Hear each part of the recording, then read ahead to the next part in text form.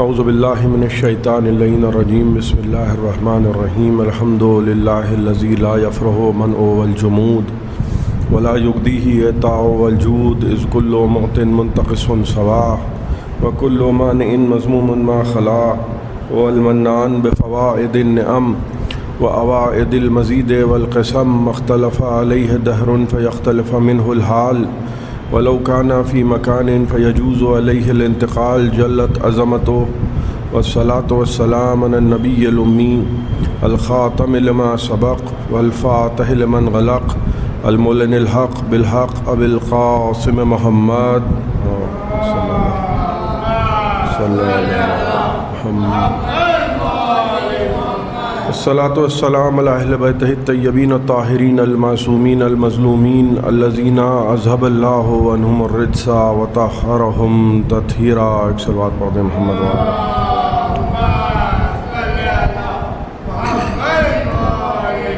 اما بعد فقد قال سبحانه وتعالى في محكم كتابه المجيد ومتقن خطابه الحميد وقوله الحق بسم الله الرحمن الرحيم لا تلبسوا الحق بالباطل وتكتموا الحق وانتم تعلمون. ایک صلوات پڑھ دیں محمد و آل محمد.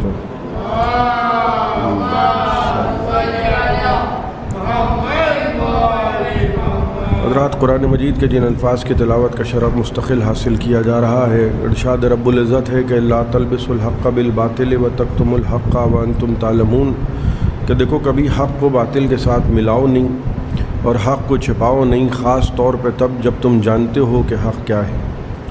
اس آیت کے ذیل میں مستقل گفتگو ہو رہی ہے اور میں یہ عرض کرنے کی کوشش کر رہا ہوں کہ اللہ کے نزدیک اس سے بڑا جرم کوئی نہیں ہے کہ انسان حق کو جانتا ہو اور اس کے بعد حق کو چھپائے. ہم کو سب سے زیادہ افسوس اسی بات کا ہوتا ہے کہ اس ملک میں آپ دیکھتے ہیں، اور یقیناً آپ حضرات نے کبھی نہ کبھی یہ منظر ضرور دیکھا ہوگا کہ بہت سے ایسے لوگ کہ جو محمد و آل محمد کی عظمت سے واقف نہیں ہیں اور ان کو جو ان کی معرفت کا حق ہے اس اعتبار سے ان کو جانتے و پہچانتے نہیں ہیں، ان کے سامنے بھی اگر تعزیہ گزرتا ہے تو وہ احترام میں اٹھ کے کھڑے ہو جاتے ہیں. لیکن وہیں آپ کو بہت سے ایسے مسلمان ملیں گے کہ جو لا الہ الا اللہ کہہ رہے ہیں، محمد رسول اللہ کہہ رہے ہیں، نمازیں پڑھ رہے ہیں، روزے رکھ رہے ہیں، زکاتیں دے رہے ہیں، لیکن جب عظمت محمد و آل محمد بیان کرنے کی بات آتی ہے تو وہ یہ جانتے ہیں کہ قرآن کہہ رہا ہے، ان کی ولایت کا اعلان بھی قرآن کر رہا ہے، ان کی طہارت کا بھی اعلان کر رہا ہے قرآن، اور اجر رسالت بھی خدا قرآن میں مانگ رہا ہے. لیکن اس کے باوجود بھی جب آل محمد کا حق بیان کرنے کی بات آتی ہے تو وہی مسلمان کے جو قرآن پڑھ رہے ہیں، وہی مسلمان کے جو روزے رکھ رہے ہیں، وہی مسلمان کے جو حج کر رہے ہیں، تو ہم کو اس بات کا بہت افسوس ہوتا ہے کہ وہ طبقہ کہ جو غیر مسلم ہے اور وہ جانتا نہیں ہے کہ محمد و آل محمد کیا ہیں، وہ تو ان کا احترام کر رہا ہے. لیکن وہ طبقہ کہ جو دم بھر رہا ہے اس بات کا کہ ہم محمد کے امتی ہیں اور ہم لا الہ الا اللہ کہنے والے ہیں، وہ آل محمد کی عظمت کو پہچان کے بھی اس کا اعتراف نہیں کر رہا ہے. تو افسوس ہمیں اس بات کا نہیں ہے کہ لوگ محمد و آل محمد کو مانتے نہیں ہیں، بلکہ افسوس اس بات کا ہے کہ کوئی نمازیں پڑھ کے بھی جہنم میں جائے، کوئی روزے رکھ کے بھی جہنم میں جائے، کوئی زکاتیں دے کے بھی جہنم میں جائے، کوئی لا الہ الا اللہ کہے ہوئے بھی جہنم میں جائے، کوئی محمد کی رسالت کا اعتراف کر کے بھی جہنم میں جائے. تو اس بات کا بہت افسوس ہے. اور ظاہر سی بات ہے کہ ہم نے یہ دیکھا ہے کہ کسی نہ کسی مرحلے پر ہر ایک نے محمد و آل محمد کی عظمت کا اعتراف کیا ہے. ایسا کوئی نہیں ہے کہ جس نے محمد و آل محمد کی عظمت کا اعتراف نہ کیا ہو.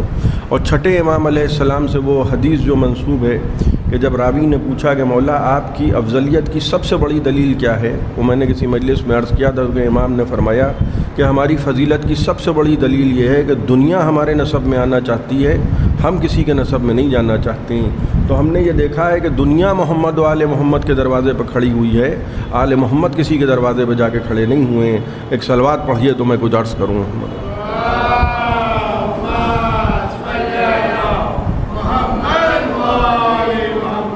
اور جب ہم یہ دیکھتے ہیں کہ زمانہ تعویل کر رہا ہے، اور وہ تعویل کس انداز سے ہوتی ہے کہ یہ کوشش کی جاتی ہے کہ صاحب جناب فاطمہ زہرا راضی تھیں، جو بھی کتاب آپ اٹھا کے دیکھ لیجئے یہ بھی بیان کیا گیا ہے کہ صاحب فدق جو ہے وہ جناب فاطمہ زہرا کا حق نہیں تھا. اور اس کے بعد یہ بیان کیا گیا کہ جناب فاطمہ زہرا راضی تھیں اور آخری مرحلے پر آ کے جناب فاطمہ راضی ہو گئیں، اور وہ بات جو ہے وہ گویا آئی گئی ہو گئی.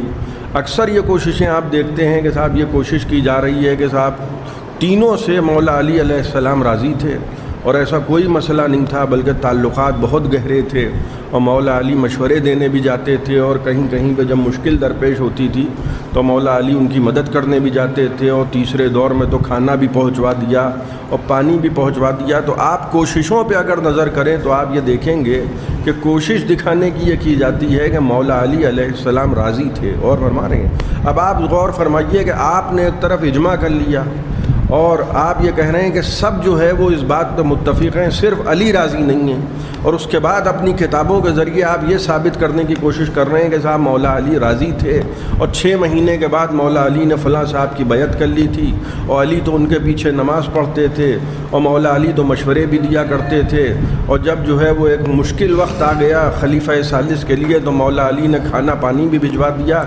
آپ یہ کوشش کر کیوں رہے ہیں کہ یہ دکھانے کی کہ مولا علی علیہ السلام راضی تھے؟ آپ کا کوشش کرنا یہ بتا رہا ہے کہ آپ جانتے ہیں کہ اجماع اور ہوتا ہے اور علی کی مرضی اور ہوتی ہے۔ آپ ایک صلوات پڑھ دیں محمد و آل محمد۔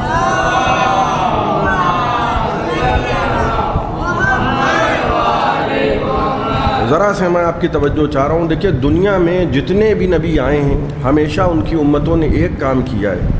آپ تاریخ بشریت اٹھا کے دیکھ لیجئے، ہمیشہ نبی کے ماننے والوں نے اور نبی کے پیروکاروں نے ایک کام کیا ہے، اور وہ کام کیا کیا تھا کہ جب بھی جس کو وہ مانتے تھے وہ اس دنیا سے چلا گیا تو اس کی فضیلتوں میں ان قوم کے لوگوں نے اضافہ کر دیا۔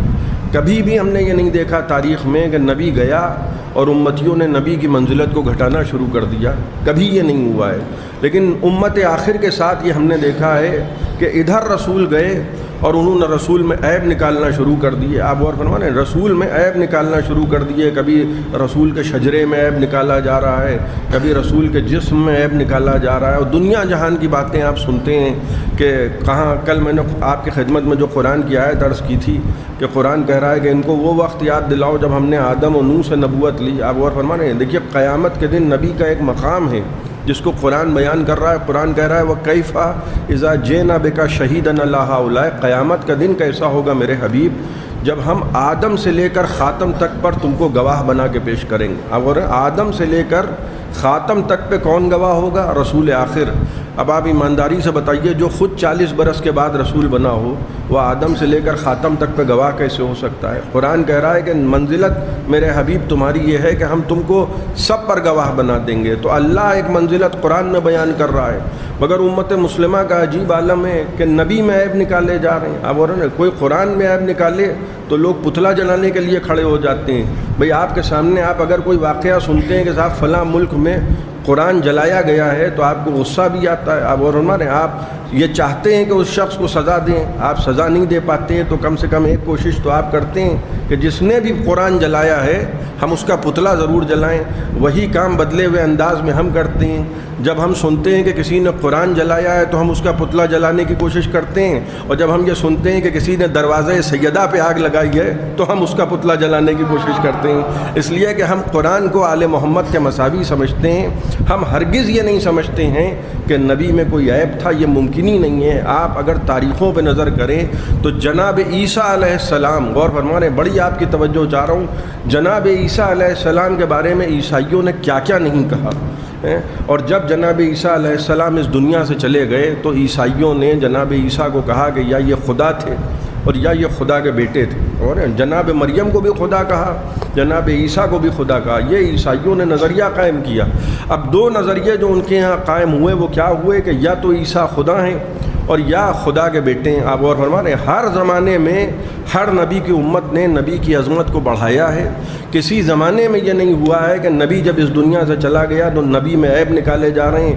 یہ امت مصطفیٰ کو کیا بیماری ہو گئی ہے کہ نبی اس دنیا سے چلے گئے تو امت نبی میں عیب نکال رہی ہے۔ نبی میں عیب نکالنے کا سبب یہ ہے کہ جن کو نبی کے بعد بنایا ہے ان میں عیب ہی عیب ہیں۔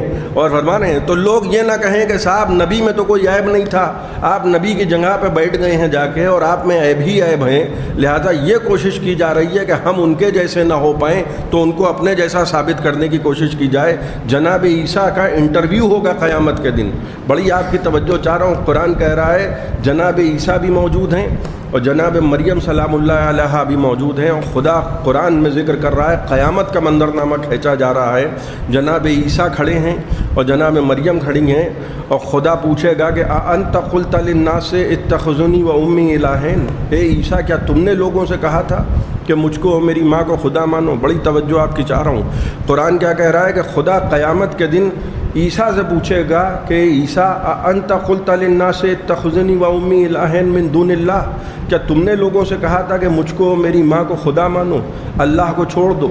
تو جناب عیسیٰ جواب دیں گے پروردگار میں نے ہرگز ایسا نہیں کہا تھا، اور میں اس لیے نہیں کہہ سکتا کیونکہ یہ بات میرے لیے حق نہیں ہے، اور میں نے تو صرف وہی کہا تھا جس کا تو نے مجھے حکم دیا تھا۔ آپ کی توجہ چاہ رہا ہوں، جناب عیسیٰ سے پوچھا جا رہا ہے تم نے کہا تھا کہ مجھ کو میری ماں کو خدا مانو، تو جناب عیسیٰ پلٹ کے کیا کہہ رہے ہیں؟ پروردگار ہرگز میں نے ایسا نہیں کہا تھا، اور جب تک میں ان کے درمیان تھا یہ ایسی باتیں نہیں کرتے تھے۔ آپ غور کریں، جناب عیسیٰ کیا کہہ رہے ہیں؟ ما دمت فیہم، پروردگار جب تک میں ان کے بیچ میں تھا یہ بے تکی باتیں نہیں کرتے تھے۔ یعنی جناب عیسیٰ کا جملہ بتا رہا ہے جب تک نبی موجود رہتا ہے امتیں ٹھیک رہتی ہیں، اور جب نبی اس دنیا سے چلا جاتا ہے تو امتیں ٹیڑھی ہونے لگتی ہیں۔ اسی لیے غدیر میں ایک مولا کی ضرورت ہے کہ جب یہ ٹیڑھے ہونے لگے تو ان کو سنبھالا جا سکے۔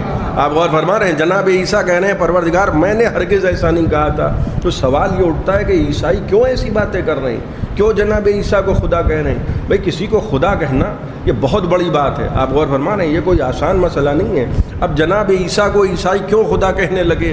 اس لیے کہ معجزے انہوں نے جناب عیسیٰ کے ہاتھوں سے ایسے دیکھے تھے، آپ کی توجہ چاہ رہا ہوں، ایسے معجزات دیکھے تھے جناب عیسیٰ کے ہاتھ سے کہ وہ کہنے لگے کہ بھئی یہ کام جو آپ کر رہے ہیں یہ بندوں والا کام نہیں ہے بلکہ یہ تو اللہ والا کام ہے۔ اب ایسے معجزے کون سے تھے جو اللہ نے جناب عیسیٰ علیہ السلام کو دیے؟ وہ معجزہ کون سا تھا؟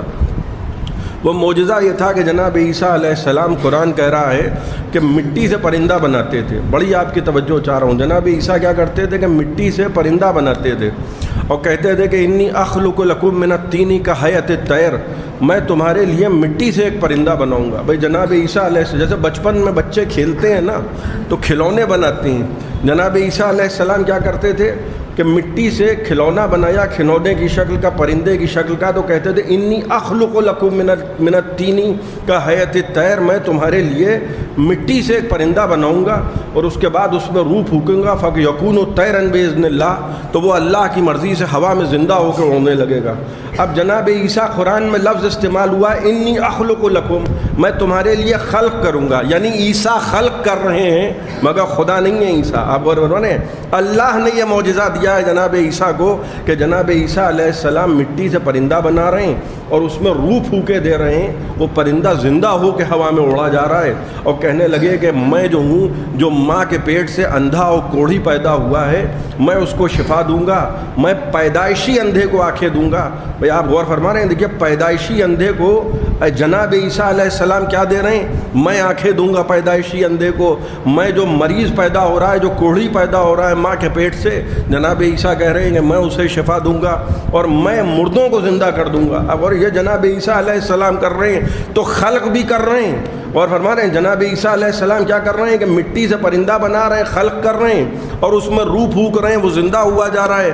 اب عیسائیوں نے جب یہ معجزات دیکھے کہنے لگے بھائی آپ جو یہ کام کر رہے ہیں یہ بندوں والے کام نہیں ہیں، یہ تو خالق والے کام ہیں، اس لیے کہ آپ خلق بھی کر رہے ہیں اور جو مرا جا رہا ہے اس کو آپ زندہ بھی کیے دے رہے ہیں، تو یہ معمولی کام نہیں ہے بھائی، یہ معجزات تھے۔ اور فرما رہے ہیں جس کو عیسائی سمجھ نہیں پائے وہ بہک گئے، اللہ نے یہ معجزات عطا کیے تھے جناب مریم کے بیٹے کو کہ معجزہ دیکھتے جاؤ اللہ کو پہچانتے جاؤ، مگر جو گمراہ ہونے کے لیے آمادہ ہوتا ہے وہ کبھی کبھی معجزات دیکھ کے گمراہ ہو جاتا ہے۔ اب آپ کی ذرا سی میں توجہ چاہ رہا ہوں، بھئی ماں کے پیٹ سے جو اندھا پیدا ہوا ہے اس کو جناب عیسیٰ نے آنکھیں دے دیں، ماں کے پیٹ سے جو کوڑھی پیدا ہوا ہے اس کو جناب عیسیٰ نے شفا دے دی۔ اور فرما رہے ہیں ماں کے پیٹ سے جو اندھا پیدا ہوا اس کا مطلب کیا ہے؟ کسی حادثے کی وجہ سے اندھا نہیں ہوا ہے، اس کو اللہ نے اندھا پیدا کیا ہے۔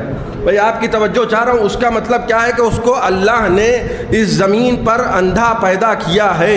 آپ غور فرما رہے ہیں، اور جناب عیسیٰ نے آنکھیں دے دیں، تو جناب عیسیٰ میں اور خدا میں تضاد ہو گیا کیا؟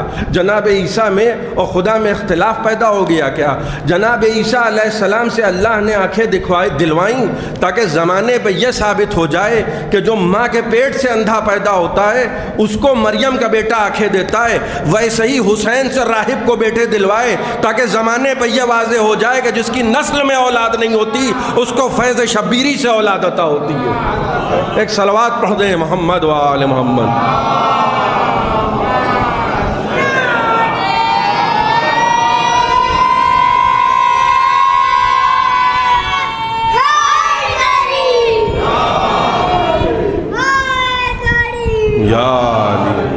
ماں کے پیٹ سے جو پیدا ہو رہا ہے اندر جناب، اب ہم نے جب یہ پڑھ دیا تو لوگوں کو پریشانی ہو جاتی ہے کہ صاحب یہ کیسے ممکن ہے کہ خدا نے اس کے مقدر میں اولاد نہیں دی تھی۔ اکثر یہ آپ نے سنا ہوگا صاحب خدا نے اولاد نہیں دی، حسین نے کیسے دے دی؟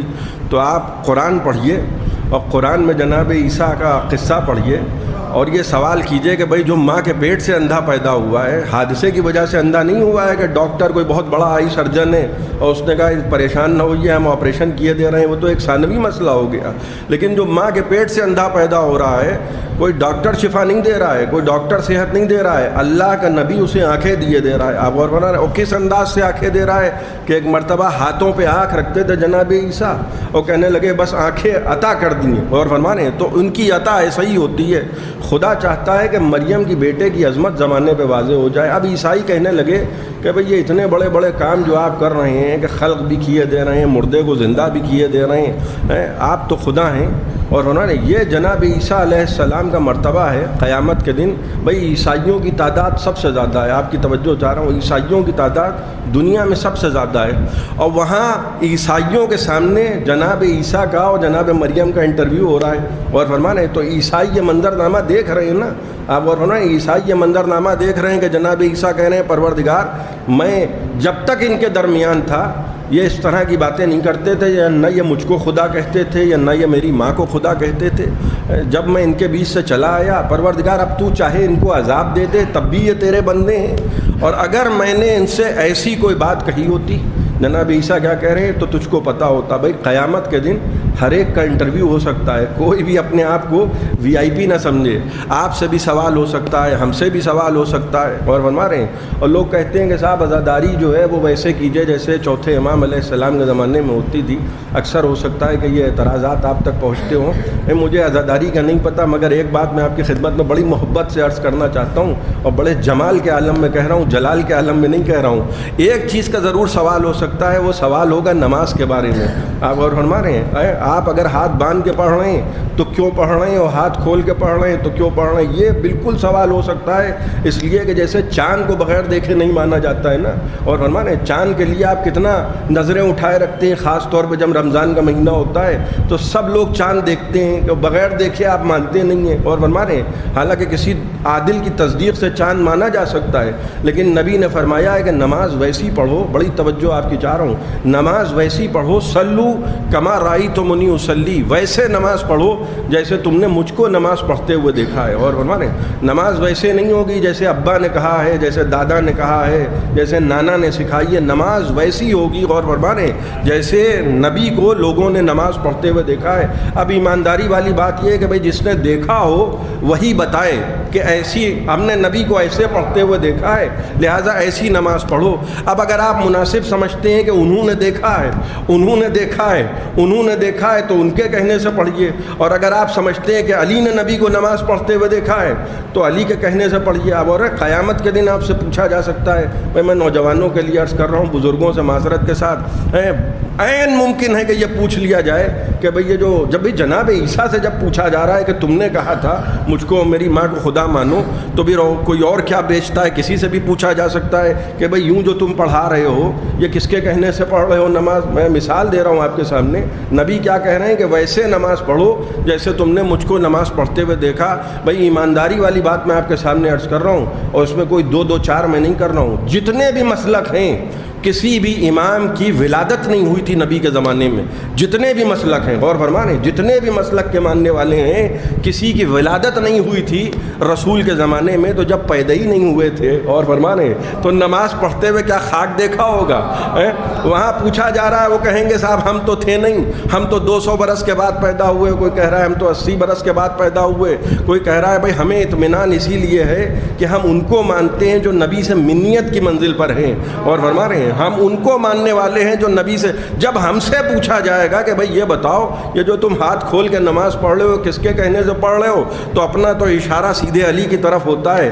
میں دل چاہتا ہے قیامت کے دن مولا علی سے بھی تو پوچھا جا سکتا ہے کہ یا علی، یہ تو ہر بات میں آپ کا نام لے رہے ہیں، یہ تو ہر بات میں علی علی کرنے والے ہیں، بھائی ہم کو ماں نے گھٹی کے ساتھ علی کی مودت پلائیے. آپ غور فرما رہے ہیں قیامت کے دن ہم سے اگر پوچھا جائے گا کہ بھئی یہ کس کے کہنے سے نماز پڑھ رہے ہو، تو ماں نے سکھایا ہے کہ جب بھی مشکل درپیش ہو علی کا نام لے لینا. مگر دل کہتا ہے کہ قیامت کے دن جب علی سے پوچھا جائے گا کہ یا علی یہ تو آپ کا نام لے رہے ہیں، اس سے پہلے کہ علی بولیں حسین بولیں گے کہ پروردگار اپنے نبی کو گواہ کر کے پوچھ لے، میں نے اس عالم میں نماز پڑھتے ہوئے دیکھا ہے کہ تیرا نبی سجدے میں تھا، حسین پشت پہ تھا.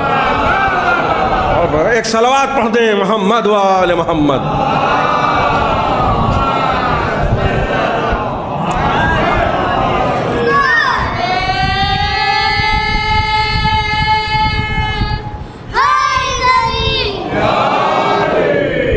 آپ مخالفین کی کوشش دیکھیں، کوشش یہ ہوتی ہے، غیر قوموں کی کوشش کیا ہے کہ انبیاء کی عظمت کو بڑھاؤ، ان کی تکریم کرو، ان کی تعظیم کرو. اور اپنوں کی کوشش کیا ہو رہی ہے کہ نبی میں عیب نکالو. اور فرمانے کبھی کوئی کہہ رہا ہے کہ صاحب نبی کے والدین جو تھے وہ مسلمان نہیں تھے. حالانکہ جناب ابراہیم علیہ السلام جب کعبہ بنا رہے تھے، بھئی یہ نوجوانوں کے لیے میں خاص طور پہ عرض کر رہا ہوں، جناب ابراہیم علیہ السلام جب کعبہ بنا رہے تھے تو خدا کو گھر کی ضرورت نہیں ہے، اس کو جہت کی ضرورت نہیں ہے. جس کو جہت کی ضرورت نہ ہو اس کو گھر کی کیا ضرورت ہوگی؟ اور فرما رہے ہیں بھائی مسجد جو ہے وہ خدا کا گھر کہلاتی ہے، مگر اس لیے نہیں کہلاتی ہے کہ خدا وہاں رہتا ہے.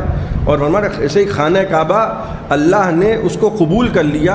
ابراہیم نے اسماعیل نے محنت سے بنایا تھا. خدا کو نہج البلاغہ میں امیر المومنین فرما رہے ہیں کہ وَلَوْ كَانَ فِي مَكَانٍ لَيَجُوزُ عَلَيْهِ الْانتِقَالُ. اگر خدا کسی ایک جہت میں ہوتا، بڑی آپ کی توجہ چاہ رہا ہوں، کسی ایک جہت میں خدا ہوتا تو اس پر حرکت لازم ہوتی، اس لیے کہ جو جنوب میں ہوتا ہے وہ شمال میں نہیں ہوتا، اور جو مغرب میں ہوتا ہے وہ مشرق میں نہیں ہوتا. ہم کو عبادت کا ایک ڈائریکشن بتا دیا گیا ہے کہ دیکھو جب سجدہ کرنا تو کعبے کے رخ پہ کرنا، اگر کعبے سے ہٹ جائے تو عبادت قبول نہیں ہوگی. بھائی دو ہی چیزوں کا ڈائریکشن بتایا گیا ہے، کعبے سے ہٹ کے عبادت نہیں ہوگی، آل محمد سے ہٹ کے مودت نہیں ہوگی.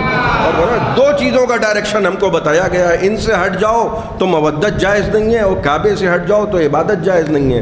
تو ہم دیکھتے ہیں کہ نبی کی عظمت کو گھٹایا جا رہا ہے، اور یہی عداوت جو نبی سے عداوت ہے وہی مولا علی سے عداوت ہے. جب علی کی بات آتی ہے تو جانتے سب ہیں، اور فرما رہے ہیں جانتے سب ہیں کہ غدیر کے میدان میں علی کو مولا بنایا گیا تھا. اور اس کے بعد بھی یہ کہا جا رہا ہے کہ صاحب 6 مہینے کے بعد مولا علی نے فلاں صاحب کی بیعت کر لی تھی، فلاں صاحب کی بیعت 6 مہینے کے بعد کر لی تھی، اور مولا علی ان کے پیچھے نماز پڑھتے تھے.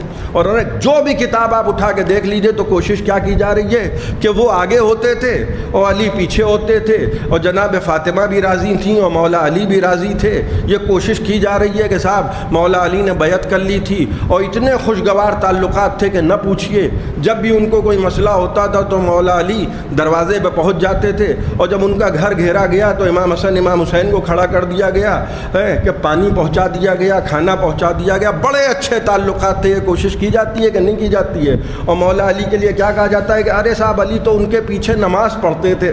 اب آپ کے ذہن میں اگر وہ واقعہ ہو جو میں نے عرض کیا تھا کہ ہم صحابہ کو مسجد کی طرح مانتے ہیں اور مولا علی کو بزبان رسول کعبے کی طرح مانتے ہیں.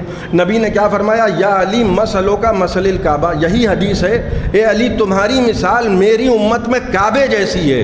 اب اس حدیث کی روشنی میں اگر کوئی بے وقوف آپ سے یہ کہے کہ فلاں صاحب علی کو نماز پڑھاتے تھے، تو کوئی اتنا قابل اگر پیدا ہو گیا ہے کہ کعبے کے آگے کھڑے ہو کے نماز پڑھ رہا ہے.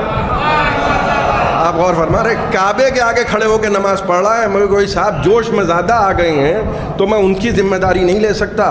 بھئی خدا اصل کو اصل سے ملا دیتا ہے۔ آپ کی توجہ چاہ رہا ہوں، خدا کا انتظام کیا ہے، انتظام قدرت کیا ہے کہ خدا اصل کو اصل سے ملا دیتا ہے۔ آخری نتیجے کو دیکھ لیجئے اور پہلے نتیجے تک پہنچ جائیے۔ اصل کو اصل سے ملا دیجئے، محکم کو متشابہ سے ملا دیجئے، اس لیے کہ قرآن میں بعض آیتیں محکم ہیں اور بعض آیتیں متشابہ ہیں۔ تو اصول کیا ہے کہ جو متشابہ آیت ہو اس کو محکم آیت سے ملائیے اور نتیجہ نکالیے۔ صغرا اور کبرا کو ملاتے رہیے، نتیجہ نکالتے رہیے، مائنس اور پلس کو ملاتے رہیے۔ بھائی بڑی توجہ نوجوانوں کے لیے عرض کر رہا ہوں، اور فرمانے فلاں صاحب علی کو نماز پڑھاتے تھے، فلاں صاحب علی کو نماز پڑھاتے تھے، فلاں صاحب علی کو نماز پڑھاتے تھے۔ اور میں نے آپ کی خدمت میں کیا عرض کیا کہ آپ صغرا اور کبرا کو ملاتے جائیے اور نتیجہ نکالتے رہیے۔ جب 12ویں امام علیہ السلام کا ظہور ہوگا، ایک صلوات پڑھ دیجیے محمد و آل محمد۔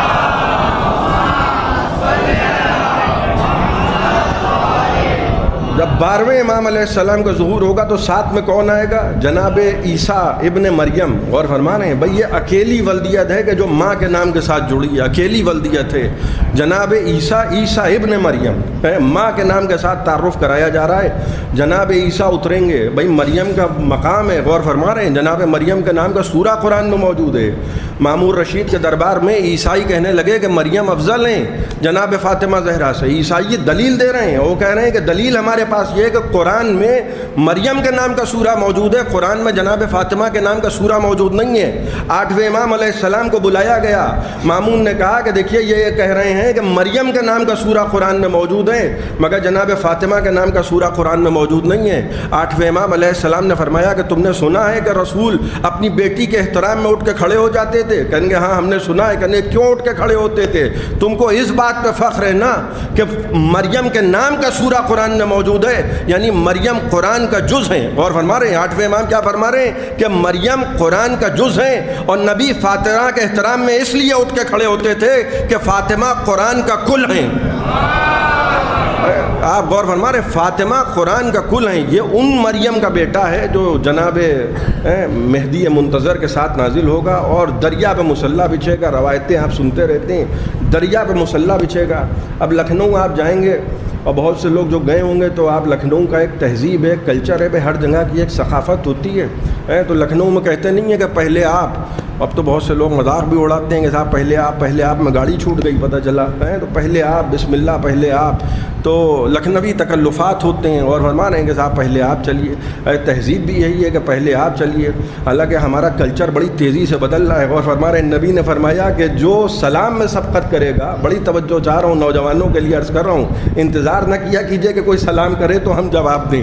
نبی نے فرمایا کہ جو سلام میں سبقت کرے گا وہ جنت میں سبقت کرے گا، لیکن ہم انتظار کرتے ہیں کہ سامنے والا سلام کر لے، پھر ہم ہلکے سے سر کے اشارے سے اور فرمانے ہلکا سا جواب دے دیں۔ کہیں کہیں پہ تکلف کرنا بھاری پڑ جاتا ہے۔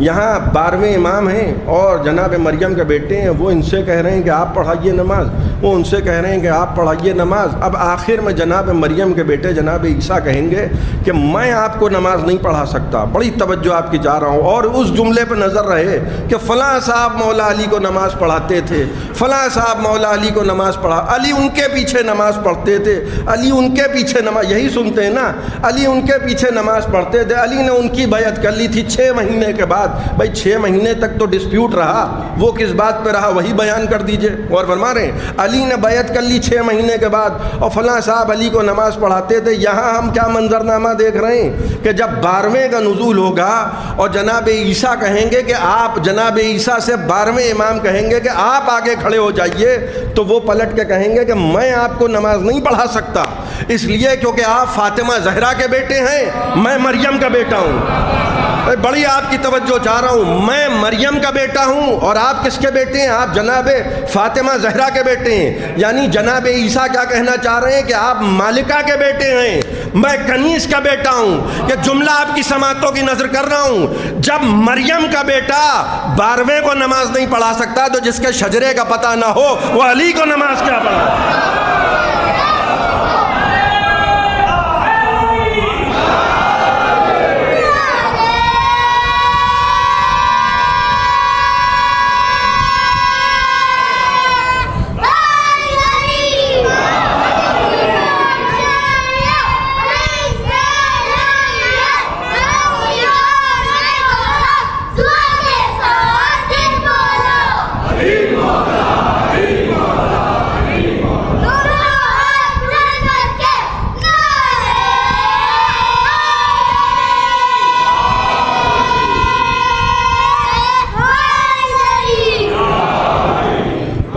ایک بات میں یقین سے کہہ سکتا ہوں کہ سورت کا مستقبل جو ہے وہ بہت روشن ہے.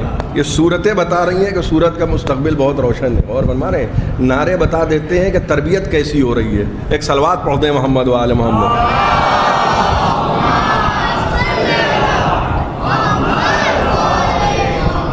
دیکھیے دلوں میں چھپی ہوئی عداوتیں، بس میں آخری گفتگو آپ کے سامنے کر رہا ہوں، دلوں میں چھپی ہوئی عداوتیں کہاں سے نمودار ہو گئیں.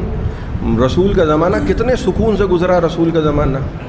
امت کی میں بات کر رہا ہوں، سب جو ہے وہ پیارے پیارے بیٹھے رہتے تھے، مسجدیں بھری رہتی تھیں. وہ الگ بات ہے کہ میدان خالی رہتے تھے. کھانے پینے کا مال تو مسجد میں آتا تھا نا.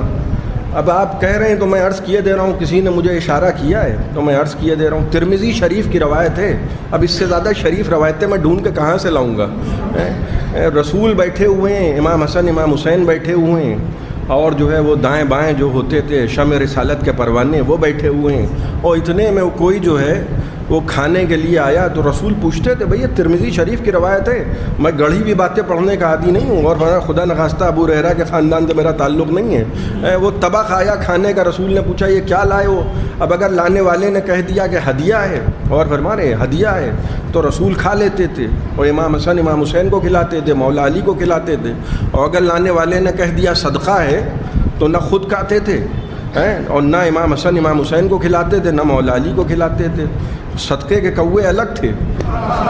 اور فرما رہے ہیں اب وہ سوچئے کہ نوالا منہ میں ہے، آدمی کھانے لگا، وہ تو لا رہے ہیں، وہ کھا رہے ہیں، بیٹھے ہی اسی لیے.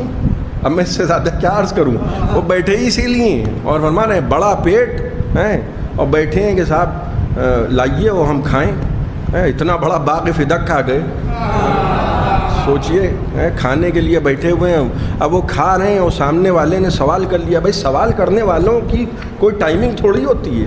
ابھی جنگ صفین ہو رہی ہے، میں آپ کے سامنے اجمالاً باتیں عرض کر رہا ہوں. جنگ صفین ہو رہی ہے اور مولا نے تلوار اٹھائی، اور آپ تصور کریں گے سوال کرنے والے کیسے کیسے ہوتے ہیں. تلوار اٹھائی ہے مولا علی نے، وہ تلوار ذوالفقار چل رہی ہے، آپ غور فرما رہے ہیں، اور ید اللہ کے ہاتھوں میں سیف اللہ ہے. سوچئے کہ کیا منظرنامہ ہوگا. اور تلوار کی زد میں ایک شخص آیا اور مولا علی سے کہنے لگا کہ خدا کس طرح سے ایک ہے مجھے بتا دیجئے. تلوار کی زد میں ہے اور مولا نے تلوار روک لی.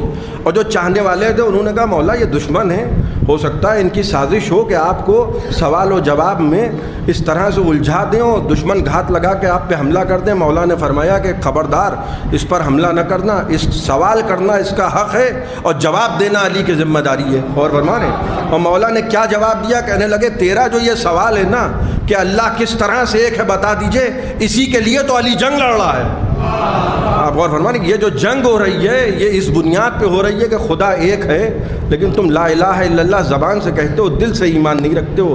تو سوال کرنے والوں کی ٹائمنگ کا کچھ پتہ نہیں ہوتا. آپ سوچئے کہ صدقے کے کوے جو ہے وہ صدقے کا مال نوش فرما رہے ہیں، اور وہاں کسی نے سوال کر لیا کہ ترمذی شریف کی روایت ہے. میں ذمہ دار نہیں ہوں، میں یہ عرض کیے دے رہا ہوں، انہی کی روایت ہے وہی جانے.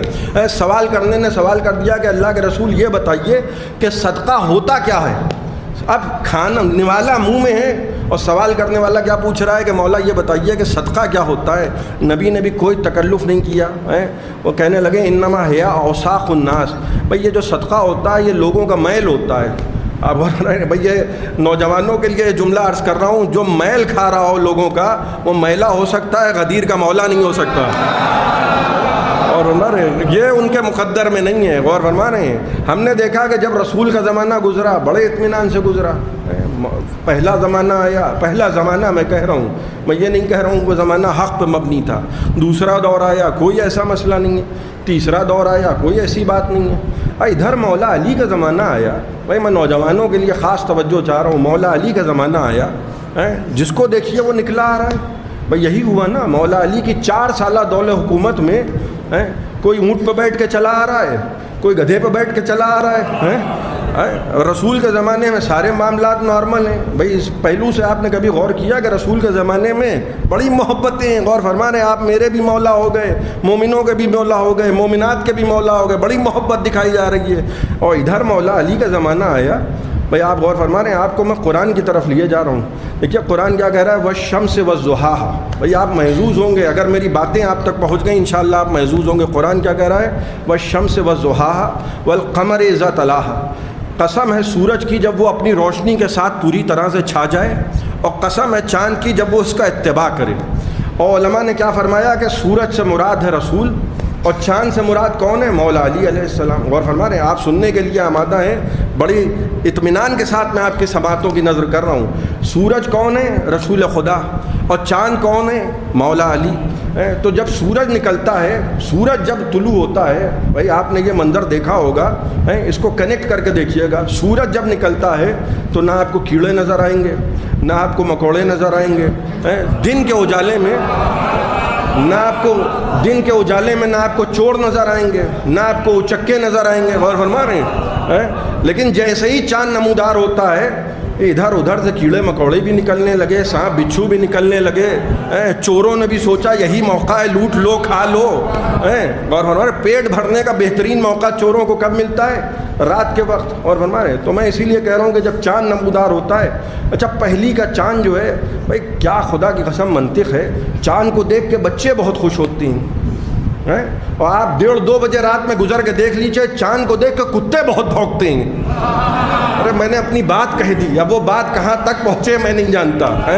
چاند کو دیکھ کے بچے خوش ہو رہے ہیں، اور 1:30-2 بجے نکل کے دیکھیے چاند کو دیکھ کے کتے بھونک رہے ہیں۔ میں کہنا یہ چاہ رہا ہوں کہ جو علی کو دیکھ کے بھونکے وہ انسان نہیں ہوتا، کتا ہوتا ہے۔ ایک صلوات پڑھتے ہیں محمد و آل محمد۔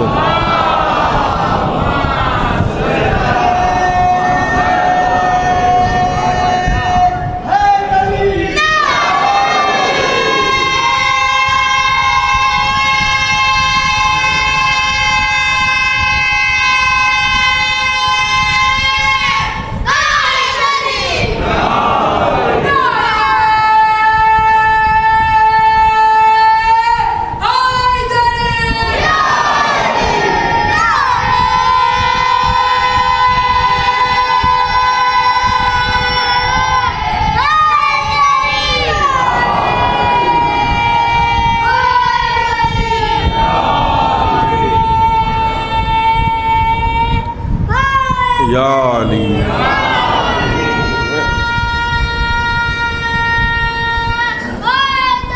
یا علی۔ آپ غور فرما رہے ہیں 14ویں کا چاند جب نمودار ہوتا ہے، پہلی کا چاند دیکھنے میں مشکل ہوتی ہے، پہلی کا چاند جو ہے دیکھنے میں ذرا سا مشکل ہوتی ہے، جلدی دکھائی نہیں دیتا ہے پہلی کا چاند۔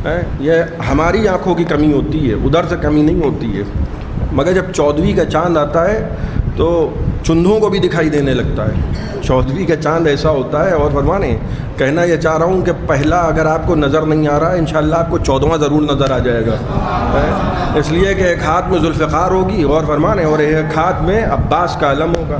آپ نے حدیث رسول سنی ہے آپ سب نے کہ اولنا محمد و اوسطنا محمد و کلنا محمد، یہ حدیث رسول مشہور ہے۔ غور فرمانے مرحوم خطیب الایمان طاہر جرولی صاحب، وہ میرے بڑے ابا لگتے تھے، تو وہ ایک نقطہ پڑھا کرتے تھے، میں آپ کی سماعتوں کی نظر کر رہا ہوں، پوری امانت کے ساتھ ان کا نام لے کے آپ کے حوالے کر رہا ہوں۔ وہ کہتے تھے کہ رسول نے فرمایا کہ اولنا محمد و اوسطنا محمد و آخرنا محمد و کلنا محمد۔ اگر نبی یہ کہہ دیتے کہ ہم میں پہلا بھی علی ہے، اوسط بھی علی ہے، آخر بھی علی ہے، اور ہم سب کے سب علی ہیں، تو کیا ہوتا؟ وہ فرماتے تھے کہ ایک علی تو گلے سے اترا نہیں۔ اگر نبی کہہ دیتے کہ 14 علی ہیں تو یہاں تو نکاح ہی ٹوٹ جاتا۔ آپ غور فرما رہے ہیں نبی کیا کہہ رہے ہیں؟ نبی کہہ رہے ہیں کہ اولنا محمد، اور خدا کیا کہہ رہا ہے کہ دیکھو تم سورج ہو اور علی چاند ہیں۔ کسی کے ذہن میں یہ تصور نہ آئے کہ صاحب چاند کا مرتبہ کم ہوتا ہے، سورج کا مرتبہ زیادہ ہوتا ہے۔ اور میں نے عرض کیا نا کہ رات ہوئی تو سب نکل پڑے ہیں۔ بھئی ایک شاعر کا شعر میں آپ کی سماعتوں کی نظر کر دوں، وہ میرے ایک مرتبہ ذاکرے میں آ گیا ہے تو میں آپ کی خدمت میں بیان کیے دے رہا ہوں۔ وہ کیا بہترین شعر ہے کہ علی سے جنگ کرنے مرحب و انتر نکلتے ہیں۔ علی سے جنگ کرنے، شاعر کہتا ہے کہ علی سے جنگ کرنے مرحب و انتر نکلتے ہیں۔ اب یہ رات ہوتی ہے نا، دیکھیے برساتی چوٹیاں ہوتی ہیں، ان کے پر نکل آتی ہیں، اور فرمایا چوٹیاں جو ہوتی ہیں برساتی، میں نوجوانوں کے لیے عرض کر رہا ہوں، ان کے پر نکل آتے ہیں، جیسے ہی سیزن ختم ہو جاتا ہے وہ اپنے آپ مر جاتی ہیں، یہ ذہن میں رکھیے گا۔ تو شاعر کیا کہہ رہا ہے کہ علی سے جنگ کرنے مرحب و انتر نکلتے ہیں، قضا آتی ہے جب تو چوٹیوں کے پر نکلتے ہیں۔ اور فرما رہے ہیں علی کو چاند کہہ دیا اور نبی کو سورج کہہ دیا۔ کسی کے ذہن میں یہ تصور نہ ہو کہ چاند کا مرتبہ کم ہے اور سورج کا مرتبہ زیادہ ہے، لہٰذا سورج والا معجزہ علی کو دے دیا اور چاند والا معجزہ نبی کو دے دیا۔ سورج پلٹے گا اور فرمایا علی کو، نبی کو کیا کہا جا رہا ہے؟ سورج، والشمس والضحیٰ، اور علی کو کیا کہا جا رہا ہے؟ والقمر اذا تلاہا۔ تو جو چاند کا مرتبہ ہے وہی سورج کا مرتبہ ہے، لہذا قمر والا، شق قمر والا معجزہ نبی کے حوالے ہے اور سورج کو پلٹانے والا معجزہ علی کے حوالے۔ یہ 14 کے 14 مرتبے میں برابر ہیں، آپ غور فرما رہے ہیں، وہ چاہے دوسرے امام ہوں اور چاہے 11ویں امام ہوں، غور فرما رہے ہیں، یہ دونوں کے دونوں حسن ہیں۔ آپ یقین جانیے جو شجاعت کا مظاہرہ خیبر کے میدان میں مولا علی کے ہاتھوں سے دیکھا آپ نے، وہی شجاعت کا مظاہرہ سید سجاد بھی کر سکتے ہیں۔ یہ حکم مولا علی کے لیے تھا کہ 2 انگلیوں پہ در خیبر اٹھا لو، اور یہ حکم سید سجاد کے لیے ہے کہ ہاتھوں میں ہتھکڑیاں ہوں، پاؤں میں بیڑیاں ہوں، گلے میں طوق خاردار ہو، ورنہ شجاعت میں جیسے وہ علی ہے ویسے ہی یہ علی ہے۔ میرے پاس اس کی دلیل ہے۔ اپنوں کے مجمع میں مجلس پڑھنا اور ہوتی ہے، اور فرمانے فضائل علی اپنوں کے مجمع میں، چاہنے والوں کے مجمع میں بیان کرنا اور ہے، مگر سید سجاد اس ہستی کا نام ہے جس نے دربار یزید میں کھڑے ہو کے آل محمد کے فضائل بیان کیے، اور منبر پہ بیٹھ کے جب فضائل بیان کیے، اور زیادہ فضائل نہیں بیان کیے، صرف اپنا شجرہ بیان کیا ہے۔ اور فرمانے شجرہ کبھی کبھی بتا دیتا ہے کہ دیکھو ہم کیا ہیں اور تم کیا ہو۔ اور فرمانے پھر چھٹے امام کی اس حدیث کی طرف رجوع کروں گا کہ امام نے فرمایا کہ ہماری فضیلت کی سب سے بڑی دلیل یہ ہے کہ دنیا ہمارے نسب میں آنا چاہتی ہے، ہم کسی کے نسب میں نہیں آنا چاہتے، اور لوگوں کے دلوں میں یہی سب سے بڑا حسد تھا کہ جو یہ ہیں وہ ہم نہیں ہیں، اور جب تک یہ رہیں گے لوگ ہم کو نہیں مانیں گے۔ اسی لیے امام حسن علیہ السلام کو بھی زہر دیا گیا اور امام حسن عسکری علیہ السلام کو بھی زہر دیا گیا۔ آج آپ سب امام حسن عسکری علیہ السلام کا پرسہ 12ویں امام کو دینے کے لیے حاضر ہوئے ہیں، شب شہادت ہے۔ چند جملے مجھ سے سن لیجئے۔ ایسا زہر دیا گیا تھا 11ویں امام علیہ السلام کو کہ زہر کا اثر دھیرے دھیرے ہو، اور فرمانے کئی طرح کے زہر ہوتے ہیں۔ ایک زہر ایسا ہوتا ہے کہ جس کا اثر بہت تیزی سے جسم میں پھیلتا ہے، اور ایک زہر ایسا ہوتا ہے کہ جس کا زہر آہستہ آہستہ پھیلتا ہے۔ امام حسن علیہ السلام کو جو زہر دیا گیا تھا وہ اتنا قاتل زہر تھا جو امام حسن علیہ السلام کو دیا گیا کہ کلیجے کے ٹکڑے گر گر کے تشت میں، جب امام حسن علیہ السلام قے کرتے تھے تو کلیجے کے ٹکڑے کٹ کٹ کے تشت میں گرتے تھے۔ لیکن 11ویں امام علیہ السلام کو جو زہر دیا گیا وہ اس صورت کا زہر تھا کہ زہر کا اثر آہستہ آہستہ ہو، یعنی امام کو زیادہ سے زیادہ تکلیف ہو، کیونکہ دشمن یہ چاہتا تھا کہ 11ویں امام کے ذریعے 12ویں امام تک پہنچا جائے۔ پہلی کوشش یہ تھی کہ 12ویں امام علیہ السلام اس دنیا میں نہ آئیں، لیکن جیسے ہی دشمن کو یہ اطلاع ہو گئی کہ 12ویں امام علیہ السلام کی ولادت ہو چکی ہے تو دشمن نے یہ کوشش کی کہ کم سے کم ایک امام کو قتل کر دو، ایک امام کو شہید کر دو، تاکہ ان امام کے ذریعے 12ویں امام تک پہنچا جا سکے۔ ہر انسان یہ جانتا ہے کہ یہ ممکن نہیں ہے کہ کسی کے باپ کا جنازہ پڑا ہو اور بیٹا اطمینان سے کسی اور مقام پہ ہو اور باپ کے جنازے میں شرکت نہ کرے۔ دشمن یہ جانتا تھا کہ جب ہم 11ویں کو شہید کریں گے تو اسی بہانے کسی نہ کسی طریقے تک 12ویں تک پہنچ جائیں گے۔ 11ویں امام علیہ السلام کو زہر دیا گیا۔ زہر کا عالم ایسا تھا کہ پہلے دن 11ویں امام علیہ السلام صحن میں آرام سے چل رہے تھے، دوسرا دن آیا تو امام کی نوبت یہ آئی کہ امام بستر پہ بیٹھ کے نماز پڑھ رہے تھے، اور تیسرا دن جب آیا تو امام کی نوبت یہ تھی کہ امام لیٹ کے نماز پڑھ رہے تھے۔ اتنی تیزی سے زہر نے اثر کیا، اور وہ آخری وقت تھا امام کا کہ ایک مرتبہ امام نے غلام سے کہا کہ میرے لیے پانی کا ایک کوزہ لے کر آؤ، اور جیسے ہی امام پہ پیاس کا غلبہ تھا اور غلام جیسے ہی پانی کا کوزہ لے کے لبوں کے قریب پہنچا، ایک مرتبہ امام کو غش آیا اور امام گر گئے۔ امام کے لبوں کے قریب پانی آیا مگر امام پانی پی نہ پائے۔ میں 12ویں امام سے کہوں گا اے آقا، آپ کو 2 پیاسوں کا پرسہ لینا ہے، ایک وہ کربلا کا پیاسا جو آپ کا جد ہے، اور ایک وہ پیاسا کہ جو آپ کا بابا ہے۔ میں کہوں گا مولا آپ کو بھی یتیمی نصیب ہوئی، اور ایک 4 برس کی بچی ہے سکینہ، اس کو بھی یتیمی نصیب ہوئی، مگر آپ کی یتیمی اس بچی کی یتیمی سے مختلف ہے۔ آپ نے اپنے بابا کا جنازہ دیکھا، آپ یتیم ہوئے، لیکن آپ کو کسی نے تماچے نہیں مارے، مگر اللہ اکبر، وہ 4 برس کی سکینہ جب اپنے بابا کو یاد کر کے روتی تھی، خدا لعنت کرے شمر تماچے مارتا تھا، وہ بیٹی حسین کی جو حسین کے سینے پہ سونے کی یادی تھی۔ بس میں نے آپ کی زحمتوں کو تمام کیا۔ حسین جب جا رہے تھے تو بچی نے رو کے صرف اتنا کہا کہ بابا نیند آئے گی جب آپ کی بو پاؤں گی بابا، میں رات کو مقتل میں چلی آؤں گی بابا۔ فرمایا نکلتی نہیں سیدانیاں باہر، سینے پہ سلائے گی تمہیں رات کو مادر۔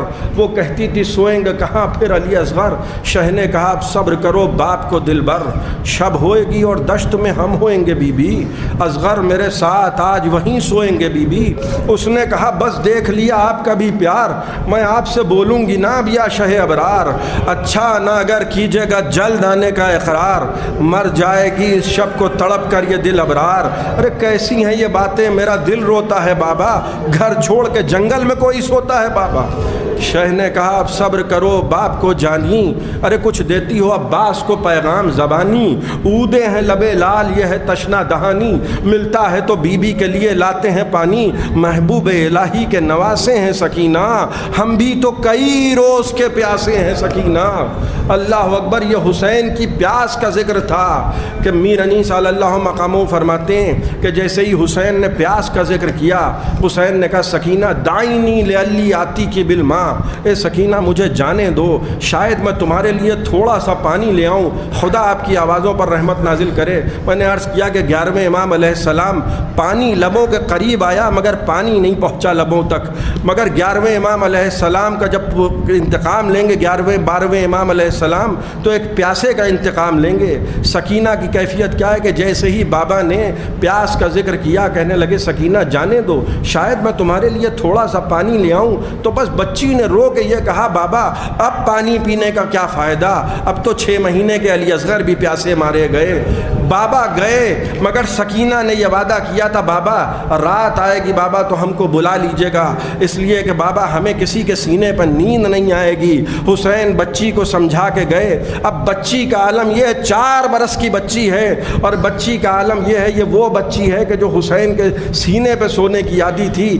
بابا گھوڑے پہ سوار ہو کے گئے، سکینہ کبھی خیمے کے اندر جاتی تھی، کبھی خیمے کے باہر آتی تھی، شاید بابا اب آ جائیں، کبھی خیمے کے اندر آ رہی ہیں، کبھی خیمے کے باہر آ رہی ہیں۔ تھوڑی دیر کے بعد ذوالجناح نے آ کے ٹاپوں کو پٹکنا شروع کیا، یہ اطلاع دینے کے لیے بی بی اب بابا کا انتظار نہ کرنا، مگر بچی یہ سمجھی کہ شاید بابا آ گئے۔ ایک مرتبہ خیمے کا پردہ ہٹا، خدا کسی بچی کو یہ منظر نہ دکھائے جو 4 برس کی سکینہ نے کربلا میں دیکھا زین خالی ہے، رکابیں زمین پہ خط کر رہی ہیں، حسین کا خون پیشانی پہ ہے، حسین کا امامہ معلق ہے، جگہ جگہ پہ ذوالجناح کے زخم ہیں۔ بس بچی نے رو کے صرف اتنا کہا اے میرے بابا کی سواری کے گھوڑے، یہ پیشانی پہ خون، یہ میرے بابا کا امامہ، یہ جگہ جگہ پہ زخم، یہ خالی باغ، ارے تو یہی تو بتانے آیا ہے نا کہ اماں بیوہ ہو گئیں، ہم یتیم ہو گئے، اے میرے بابا کی سواری کے گھوڑے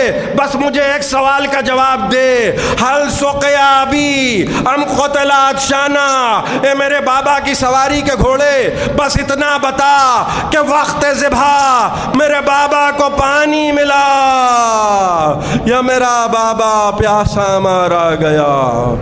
سیعلم الذین ظلموا ایام منقلبی ينقلبون، انا للہ و انا الیہ راجعون۔ یا حسین